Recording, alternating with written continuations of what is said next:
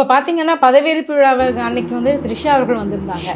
திருச்சி கிழக்குலேயும் அவங்களுக்கு போட்டியிடுறதுக்கான வாய்ப்பு இருக்கா அப்படின்ற மாதிரியான விஷயங்கள் விவாதிக்கப்பட்டுட்டு வருது. அது எந்த அளவுக்கு உண்மை நினைக்கிறீங்க? அதை பற்றின ஏதாவது தகவல்கள் தெரியும்?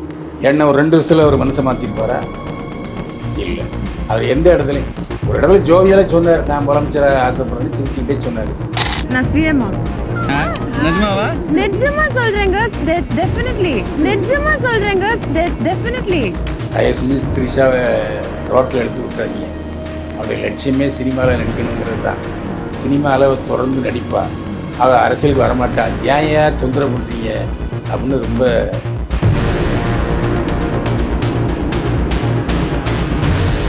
அதிமுகவை உடைப்பதே வந்துட்டு விஜய் தான் அப்படின்னு சொல்றாங்க. இந்த கருத்துக்கு நீங்க உடன்படுறீங்களா சார்? விஜய் உடைத்தார் என்பதே நான் சொல்ல போகிறதுக்கே மாட்டேன்.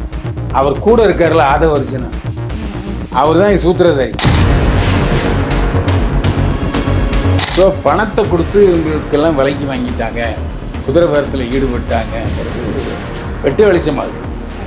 ஓ உதயநிதி பார்த்தீங்கன்னா சட்டசபையில் பேசும்போது எல்லார் வீட்டுக்கும் சோப்பா போகுது, பின்னாடியே வந்துட்டு தலைவரும் போகிறாரு, முதல்வரும் போகிறாரு அப்படின்னு சொல்கிறாங்க. புஷ்பா பட பாணியில் வந்துட்டு அரசியல் நடக்குது அப்படின்றாங்க. இது எப்படி பார்க்குறீங்க சார்? இது வந்து அவர் விஜய் தாக்கலை, திருமாவளவனை தாக்குறாரு.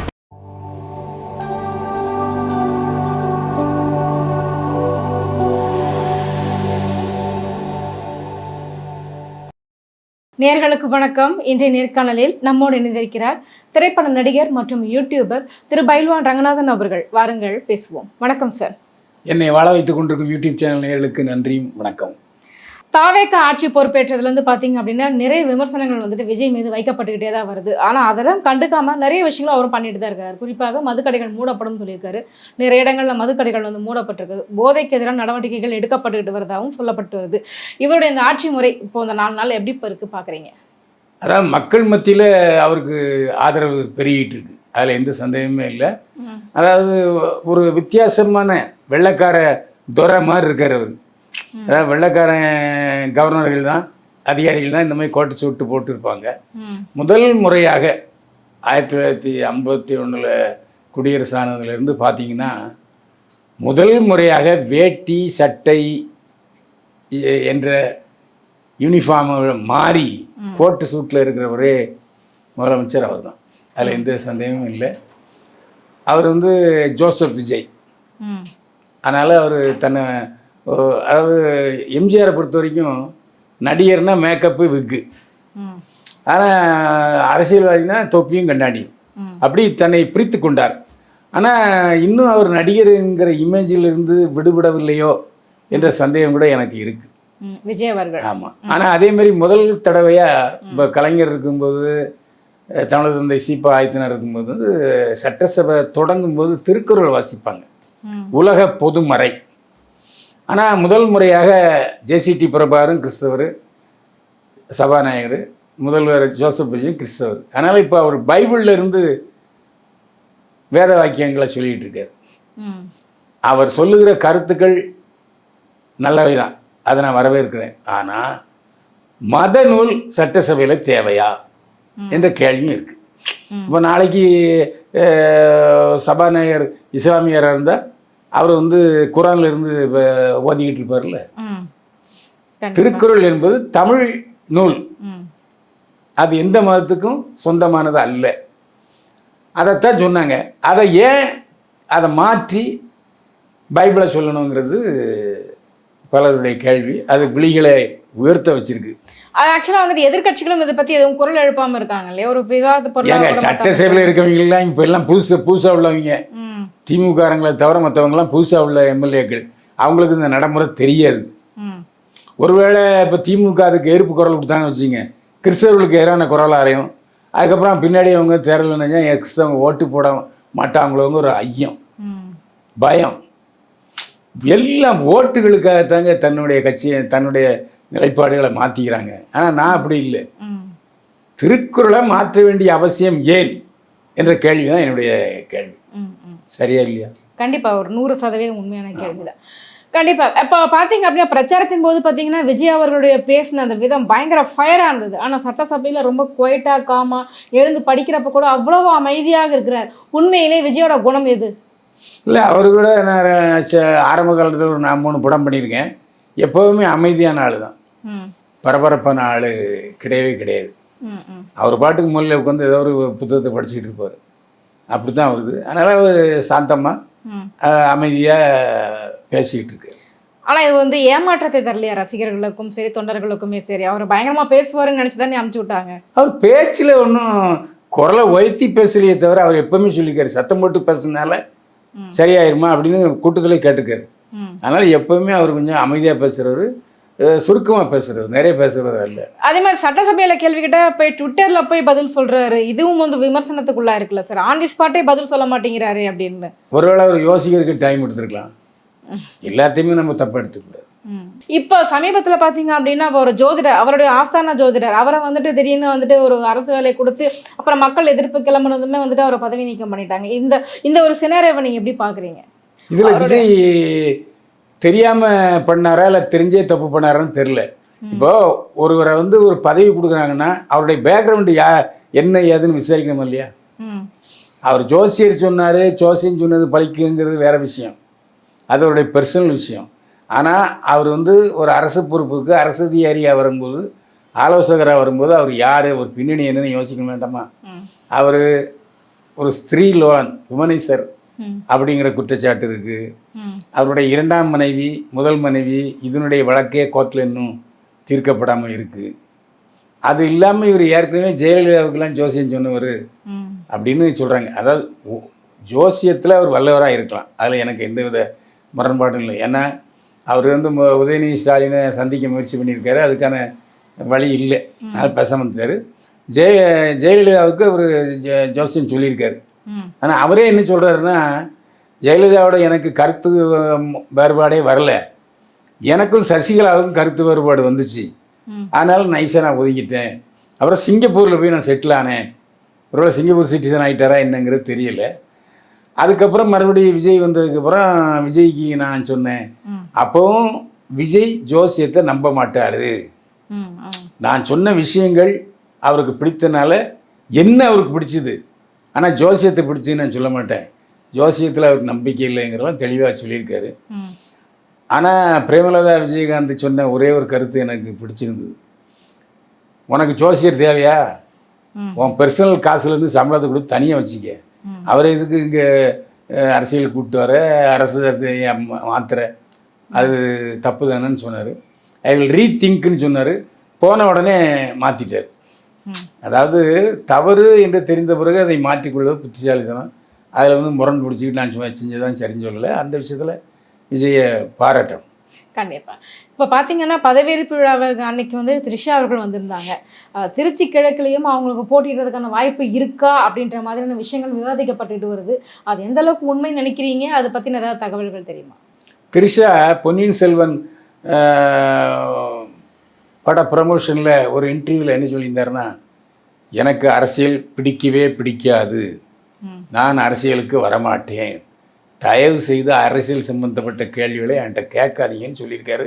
அது வீடியோ பதிவு இருக்குது. என்ன ஒரு 2 வருஷத்தில் அவர் மனசை மாற்றிருப்பாரா? இல்லை.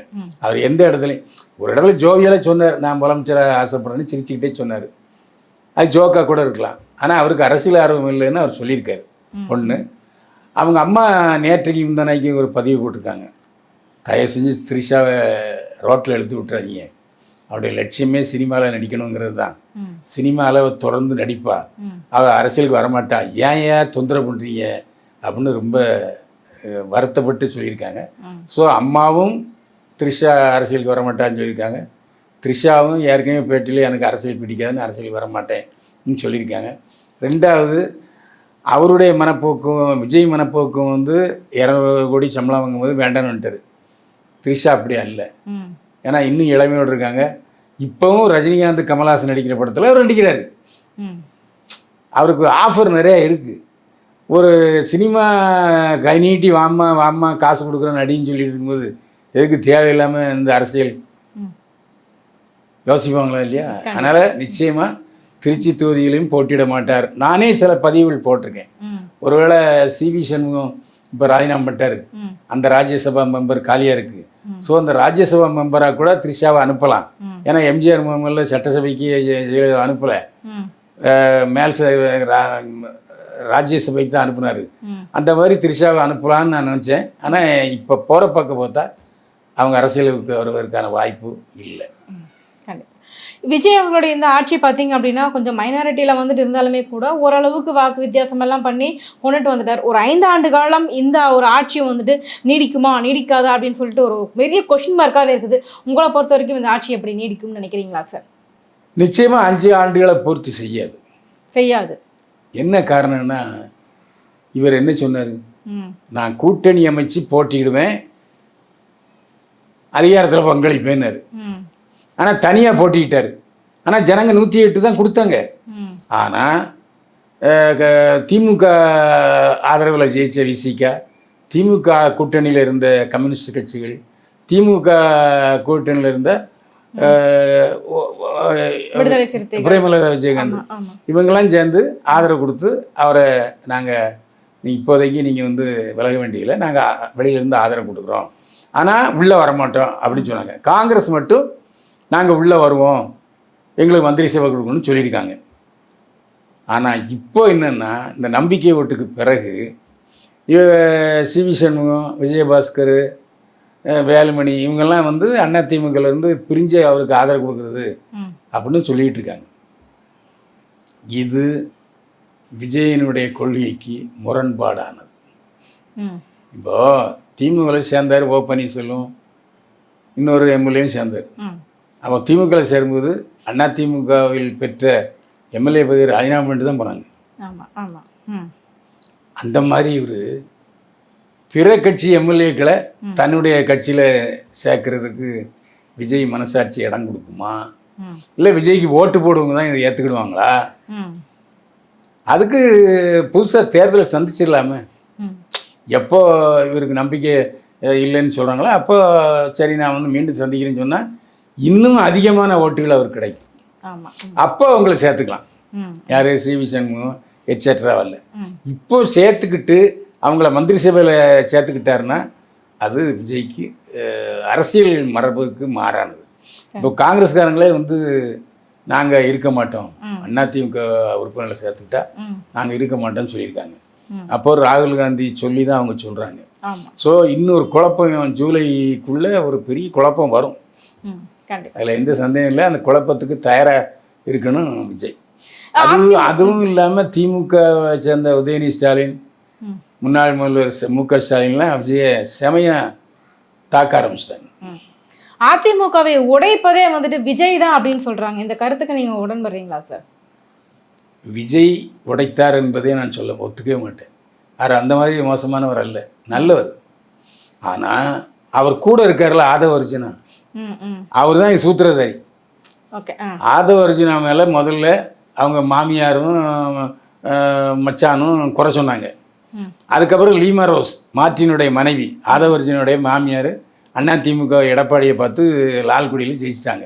இப்போ லால்குடியில் 27 அதிமுக வட்ட செயலாளருக்கு கார்லாம் வாங்கி கொடுத்துருக்காங்க. கோடினா அவ்வளோ 2000-3000 கோடி ரூபா இருக்குது. அவங்க வந்து ஆதவ அர்ஜுனா மந்திரி ஆகிட்ட உடனே சரி நம்ம மருமக மந்திரி ஆகிட்டாருன்னு சொல்லி ஆரம்பத்திலே அவங்க தான் சொன்னாங்க நாங்கள் அதிமுக ஆதரவு கொடுக்குறோன்ட்டு. அது எடப்பாடியை மீறிய செயல். அந்த அதிகாரம் எடப்பாடி தான் உண்டு. ஸோ பணத்தை கொடுத்து இவங்களுக்கெல்லாம் விலைக்கு வாங்கிட்டாங்க, குதிரை பேரத்தில் ஈடுபட்டாங்கங்கிறது வெட்ட வெளிச்சமாகுது. ஓ ரெட்டையில ஜெயிச்சு விட்டு நீ எப்படி தேவைக்கவுக்கு ஆதரவு கொடுப்ப? இன்னைக்கு இன்னொரு நூதனமாக ஒரு விஷயம் சொல்லியிருக்காரு சிவி சண்முகம்.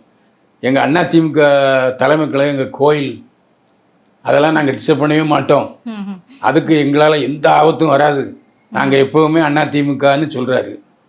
அதிமுகன்னு சொல்கிறவர் தேவக கூட்டணியில் போய் சேர்ந்துக்கிட்டு மந்திரியை வாங்குறது எப்படி இதாக இருக்கும்? இப்போ சட்ட சிக்கலும் வருது. ஏன்னா அதிமுக பொதுச்செயலாளர் என்ன சொல்கிறாரோ அதுதான் கொறடா கேட்கணும், கொறடா சொன்னதை சிவி சண்முகம் கேட்கணும். இது ஒரு பெரிய சட்ட சிக்கல் இருக்குது. நேற்று சபாநாயகர்கிட்ட போய் 2 பேரும் போய் மனு கொடுத்துட்டாங்க, எங்களை அதிமுக என்ன சொல்லுங்கன்னு. ஆனால் ஜேசிடி பிரபாகரன் இப்போ என்ன பண்ணியிருக்காரு, சட்டசபை செயலாளர்கிட்ட கேட்டிருக்காரு. சட்டசபை செயலாளர்கிட்டையும் அதிமுக சேர்ந்த 2 பிரிவும் சொல்லி கொடுத்துருக்காங்க. அது இல்லாமல் எடப்பாடி கோஷ்டிங்கிறது வந்து நேராக கவர்னர்கிட்டே போயிட்டாங்க. ஆமாம். நீங்கள் பார்த்து செய்யுங்க அப்படின்ட்டு. ஸோ இவ்வளவு குழப்பங்கள் இருக்குது. இந்த குழப்பத்திலேருந்து எப்படி விடுபட போகிறார்?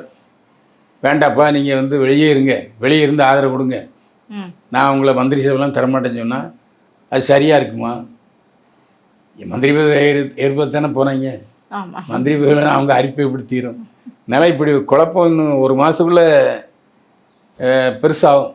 உதயநிதி பார்த்தீங்கன்னா சட்டசபையில் பேசும்போது எல்லார் வீட்டுக்கும் சோப்பா போகுது, பின்னாடியே வந்துட்டு தலைவரும் போகிறாரு, முதல்வரும் போகிறாரு அப்படின்னு சொல்கிறாங்க. புஷ்பா பட பாணியில் வந்துட்டு அரசியல் நடக்குது அப்படின்றாங்க. இது எப்படி பார்க்குறீங்க சார்? இதை வந்து அவர் விஜய் தாக்கலை, திருமாவளவனை தாக்குறாரு. அதாவது திருமாவளவன் ஆஃபீஸில் கொஞ்சம் சொஃபிஸ்டிகேட்டட் சோஃபா இல்லை, அதுக்காக விஜய் வர்றதுக்கு முன்னாடி அந்த சோஃபா வாடகைக்கு வாங்கியிருக்காங்க, இல்லை விலைக்கு வாங்கியிருக்காங்கன்னு வச்சுங்களேன். அதனால் இப்போ அது சினிமாவிலே வந்துச்சு. பாலச்சந்தர் எழுதின படம் ஒன்று இருக்குது. அதில் அந்த வீட்டுக்கு நடிகை வருவாங்க, நடிகை வரும்போது சோஃபாலாம் வாங்கி வாடகை போடுவாங்க.